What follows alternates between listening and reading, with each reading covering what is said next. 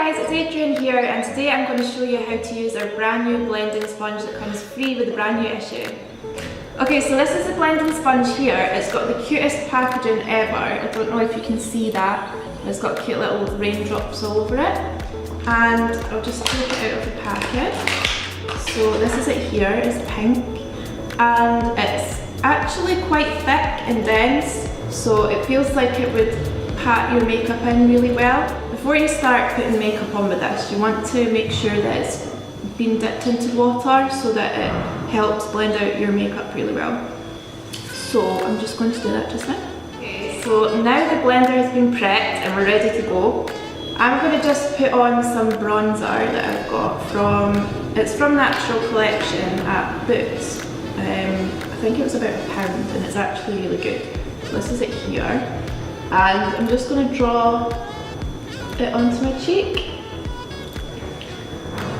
So that doesn't look great as it is. But if you get the blender, just pat that in and it helps blend it out. And you want to go right up to your temples so that it gives you a really nice sun-kissed kind of glow. And when you're using your blender, you want to pat it in like this instead of swiping up, because that way you're just pushing all the makeup away and you're going to end up with streaks.